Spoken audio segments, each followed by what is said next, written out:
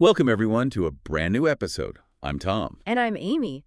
We're here with you every weekday, bringing you fresh insights. But on Fridays, well, we like to shift gears a bit. Yeah, we love to take a moment away from the daily headlines and really sink our teeth into a compelling book that offers a different perspective. Absolutely. And today, we've got a particularly fascinating one lined up for you. We're going to explore some really powerful ideas from Jacek Bartosiak's book, Oxy Sirocco Awarte, which translates to Eyes Wide Open. It's his look at what he calls these difficult times ahead and how absolutely crucial it is for nations and maybe even for us personally to make the right strategic choices in advance. Right. Rather than just reacting after the fact, it's about being proactive, not, just responsive when things go wrong. Exactly. And Bartosiak posits that strategy isn't just for generals or politicians. He says it's akin to the art of living. The art of living, huh? Yeah. And this applies directly to a nation's geopolitical choices. The book asks this really critical, almost existential question. In these incredibly challenging times, can a modern state, with all its bureaucracy, its military, its elites, can it truly develop a strategic culture? And act proactively. Yeah. Before it's too late. Precisely. Can it anticipate and prepare rather than just get caught up in events? And what's really arresting, Amy, is his assertion that, well, for some, a world war has already begun, but not with, big bangs and explosions we might imagine. Instead, he describes it as this fundamental, almost silent shift in the global rules. It's a profound thought, isn't it? It really is. So what does this systemic war actually mean for us? How should we understand it? Well, Bartosiak anchors this idea with a quote from the former U.S. Trade Representative Robert Lighthizer, who famously stated that confronting China is the defining challenge of our era. Bartosiak then kind of drops what he calls the bombshell. He says this systemic war didn't just start recently. He actually pinpoints its beginnings to 2018. 2018? Yeah. And he's very clear. This isn't a conventional war of tanks and troops, at least not yet. It's more fundamental. So what is it then? It's a reordering of the global rules, a whole new division of economic labor, and really a contest over who gets to define the framework for international exchange and cooperation. It's like a complete system overhaul is underway. So less about direct military clashes, more a battle for economic and geopolitical dominance. A struggle to define the new global operating system, maybe. Exactly. And you mentioned a term Bartosiak uses, the Thucydides trap. Right, yeah. For listeners who might not be familiar, what exactly is that and how does it apply here? That's a great point. So the Thucydides trap is this historical pattern named after the ancient Greek historian Thucydides, obviously. Okay. And it observes that when a rising power challenges an existing hegemon, the dominant power, well, conflict becomes almost inevitable. Okay. Historically, it's driven by this really powerful mix of fear, fear on the part of the established power, seeing his position erode, and growing assertiveness from the challenger. And in our current context? China is clearly the rising power, and the United States is the existing hegemon. Bartosiak argues this historical dynamic is precisely the tightrope we're walking today. Which makes 2018 that pivotal year when the tensions hit a point of systemic confrontation. That's his argument, yeah. Yeah. That the underlying competition broke through the surface then. It sounds like a repeating historical cycle then. If we connect this to the bigger picture, where else have we seen these kinds of systemic wars and hegemonic shifts play out? Exactly. What's fascinating is how these cycles have occurred pretty regularly, particularly since European powers mastered navigating the Atlantic and then, the whole world ocean. Right. Control the seas, control the trade. Precisely. For centuries, control over these vital maritime routes has dictated global trade rules. Think about it. The nation controlling the seas effectively controlled the flow of goods and wealth. So who are we talking about? Well, we saw the Netherlands rise after the 30 Years' War, then Great Britain after the 7 Years' War, and the Napoleonic Wars. Each time, the dominant naval power set the rules. And then the U.S. after the World Wars. Exactly. The U.S. stepped into that role after both World Wars, inheriting and reshaping that global maritime dominance. That's quite a lineage. This edifice of capitalism, then, the system we live in, was really built on that control, wasn't it? Bartosiak traces its origins back surprisingly far. He really does. He argues the modern capitalist system, with its relentless push for productivity and new markets, stems from these pivotal moments. He points to the fall of Constantinople in 1453. Okay, wow. Which disrupted old trade routes, pushing Europeans to find new ones. Then Martin Luther's teachings in the 16th century, which fractured traditional authority and arguably opened space for individual economic drive. Interesting connection. And even earlier, Henry the Navigator's maritime school in Portugal, which basically kicked off the age of exploration. He argues these weren't just isolated events. They converge somehow. Yeah, they collectively ignited this new kind of economic dynamism where merchants could seek profits without always needing state approval, constantly pushing for more efficiency, more expansion. So from medieval geopolitics to religious reformation to exploration, all feeding into the system we see now. That's a really sweeping view. It is. Now, to understand why this systemic war is unfolding now, we really need to look back at the last big reset after World War II. Bartosiak gets into how FDR masterminded a global system designed for American primacy. Precisely. Bartosiak explains that FDR envisioned a post-WWII world where institutions like the IMF, the World Bank, the WTO, the UN, they were all carefully structured. Not just for global good, but to serve U.S. interests and ensure its continued agency, its ability to act decisively and shape global events. It was strategic design. You know Thomas L. Friedman's metaphor? Remind me. No McDonald's without McDonnell Douglas. Ah, the F-15 producer. Right. Yeah. It illustrates how American military dominance, especially air power, wasn't just about defense. It was the silent underpinning for its economic primacy. And that system worked incredibly well through the Cold War and arguably even more so after 1991. Okay, so if America built the system to serve its interests, what happens when it stops serving those interests? Bartosiak argues that's exactly what happened in the 2010s, leading directly to Trump's actions. Yes, that's Bartosiak's core argument for the shift. When the system maybe stopped delivering the same advantages for the U.S., particularly in trade or manufacturing, President Trump began to consciously dismantle parts of it. And this wasn't just talk. No, it represented an official departure from those universalistic rules that were supposedly the bedrock of the global order. You know, the norms everyone was supposed to play by, often set by the U.S. Right. And Bartosiak highlights how you see this shift in the perception of U.S. sanctions. They used to be seen as a tool of global enforcement.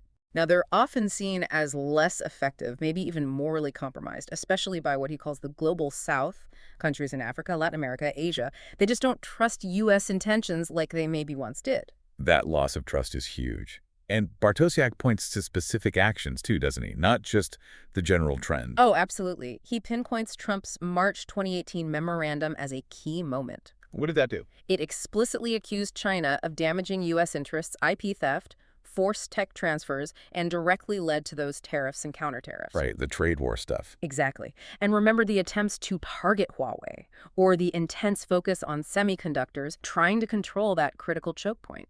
Bartosiak says these weren't isolated incidents. They were signs of this new, more confrontational approach, a clear break. So beneath all this, what are the underlying drivers? Bartosiak talks about something called the deep structure, divergent productivity, and boundless greed. Can you unpack that? Absolutely. When he says deep structure, he means the foundational economic realities, the things often unseen that drive these big power shifts. Okay. At its heart, he argues, is divergent productivity among societies. Think of it like a geological fault line. Right. When one society, say China, rapidly starts out-innovating and out-producing another, like the U.S., that difference creates immense pressure. Combine that with what he provocatively calls the boundless greed of those who controlled global capitalism. A perfect storm for systemic conflict. So it's not just who makes more stuff, but who sets the rules for making money globally. And that old model, the we have capital, you work for it model, how did China manage to challenge that so effectively? That's really the crux of it. The model was basically, we provide the capital and tech, you provide the cheap labor. But China, through, well, a combination of superior organization, massive state investment, and just incredibly rapid accumulation of knowledge. They flipped the script. They fundamentally challenged it. Bartosiak acknowledges that how they did it, hard work, state planning, maybe bending some rules that's secondary to the historical consequence. Sure. Its entry into the WTO, combined with that huge, cheap workforce, just dramatically accelerated this conflict. China went from being the world's workshop to a massive competitor, much faster than anyone expected. Which brings us to another distinction. Bartosiak makes this clash between financial and productive capitalism. He uses the metaphors Leviathan versus Behemoth. Yeah, it's a powerful metaphor and really central to his point about Western vulnerabilities. Think of Leviathan as the huge, sometimes unwieldy power of financial capitalism, banks, stock markets, complex financial instruments. Okay, finance. And Behemoth is the raw, tangible power of productive capitalism, factories, supply chains, actually making things. Got it. Industry. Bartosiak argues the Anglo-Saxon states, especially the U.S., leaned heavily into financial Leviathan. But this focus on finance, well, it came at the expense of industrial behemoths. Leading to deindustrialization. Significant deindustrialization, especially in the Rust Belt, Ohio, Wisconsin, Pennsylvania, those places. And the social consequences of that shift sound pretty severe in the book. He paints a very sobering picture: stagnant blue-collar wages, scary increases in alcohol and drug abuse, suicides, even falling life expectancy for certain groups, like white middle-class men without college degrees. That's grim. And there's a deep paradox. Soldiers often coming from these struggling regions are defending a global system that largely benefits financial elites on the coast. Which could impact America's willingness or even ability to project power globally long term. Bartosiak suggests exactly that internal division, the erosion of the productive base, it could be a real constraint. He also brings up Nixon taking the dollar off gold in '71, basically our dollar, your problem. Right. That, plus the petrodollar deal with Saudi Arabia, cemented the dollar's global role, but showed how financial power could become, untethered from actual production. So while the U.S. was maybe focusing more on finance, what was China's countermove? How did they respond to what they saw as U.S. money printing and maybe exploitation? That's where China's strategy really becomes clear. Beijing saw an opportunity. They responded with huge initiatives like the Belt and Road, The infrastructure project? extending their economic reach everywhere, and Made in China 2025, the plan to dominate high-tech manufacturing, their goal... That's their own system. Exactly. Build their own supply chains, their own network, and basically make Beijing the new center of global capitalism, a huge power play. Digital yuan fits into that. Perfectly. Bartosiak highlights it as a direct move to bypass the U.S.-controlled financial system to challenge the dollar itself. A direct challenge to Leviathan. And Bartosiak also talks about an internal conflict within the U.S. between different elite factions. It's a fascinating dynamic he describes. He sees traditional U.S. elites, often tied to finance, being reluctant to shift big investments back into lower-margin industry. He uses Cisco maybe being hesitant to buy Ericsson without government help as an example. Okay. But then you have figures like Elon Musk, Peter Thiel, representing a new technological business class. Pushing for... For reindustrialization, a return to what they see as meritocratic values, arguing it's critical for U.S. competitiveness. It's a real internal battle over America's future direction. And the stakes are high, especially when you hear that China's industrial capacity is now, 150% of the U.S., and its economy is bigger by PPP. Precisely. That internal debate is happening against a backdrop of a rapidly shifting global balance. The ground is moving under everyone's feet. Which makes the stakes incredibly high for all nations. And this new world order, this systemic conflict, poses huge challenges, especially for countries like Poland. Bartosiak says this conflict is scalable. What's that mean? That's an important distinction he makes. Unlike the world wars, which aimed for unconditional surrender, he argues this conflict is scalable, meaning... No all-out winner takes all. Probably not. Because of nuclear deterrence and just how interconnected economies are, a total victory is unlikely. The goal is more likely a revised balance of power, a new set of rules, not total conquest. And that puts Poland in a tough spot historically. Yeah, it raises that classic Polish challenge of squaring the circle, securing interests while stuck between powerful neighbors, often getting used as a pawn. Bartosiak stresses that Poland, unlike maybe during the relative calm after 1989, can't just rely on external patrons anymore. It has to be proactive itself. It absolutely must take proactive steps. So what are these strategic imperatives he lays out? He starts with the equal step principle. Right. He argues that if the U.S. declares its global primacy and expects allies to join in, well, the U.S. has to lead the way and bear the proper costs. Not expect allies to fight on the cheap. Exactly, or carry disproportionate burdens. Poland, he argues, should demand reciprocal engagement, real burden sharing, being a partner, not just a subordinate. Makes sense. Beyond alliances, he also stresses internal strength, resilience. Absolutely crucial. Poland needs a truly robust state resistance system. Yes, a modern military, but also comprehensive civil defense shelters, coordinated public services, citizen training for crises. Preparing for anything from hybrid attacks to bigger threats. Exactly. Being ready for that whole spectrum of conflict. And here's where he gets really provocative. Asymmetric deterrence. That sounds pretty bold for Poland. It is bold and definitely controversial. He suggests Poland shouldn't try to match a bigger power tank for tank. Instead, Develop niche capabilities. develop its own independent, precise strike capabilities, maybe long-range missiles, 1,000, 1,500 kilometers, or those cheap drone swarms like Ukraine has used so effectively. The goal isn't winning a war, but Signaling a credible threat to an adversary's key assets, like in Kaliningrad. He calls it a madman strategy. a madman's strategy. Yeah, drawing on Poland's history of sometimes taking seemingly irrational risks for independence. The idea is to make any aggression against Poland prohibitively costly, even a limited hybrid attack, by showing a willingness to escalate if pushed. Wow, that's a dramatic shift. And he takes it even further, discussing Poland potentially pursuing its own nuclear program. He does, though he frames it carefully as a catalytic strategy, developed discreetly, maybe with French help, in a reformed EU. And this becomes relevant If the U.S. shifts to offshore balancing in Europe, pulling back direct presence, supporting allies from afar, intervening only for major threats, if U.S. guarantees become less certain.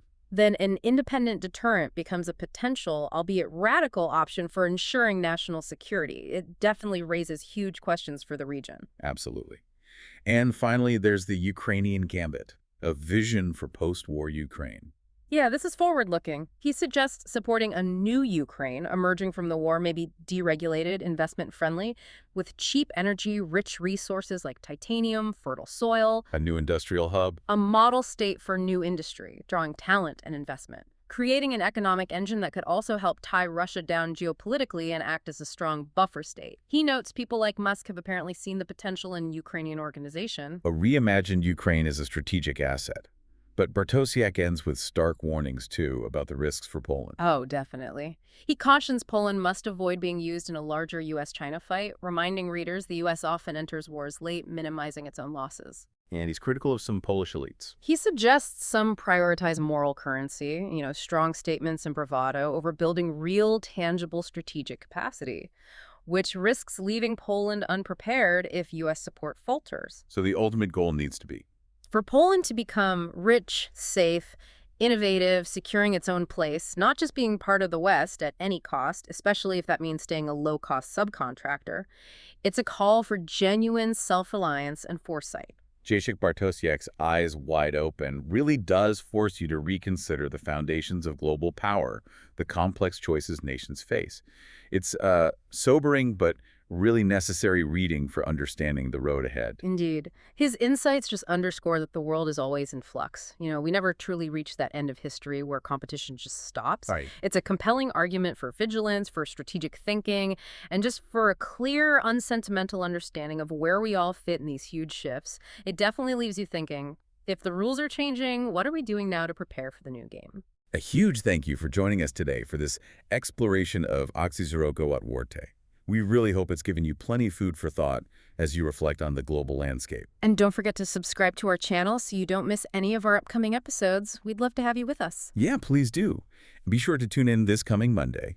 We'll be discussing the current global geopolitical situation in detail, looking at how some of these very ideas are playing out right now in real time. Until then, stay curious and stay informed.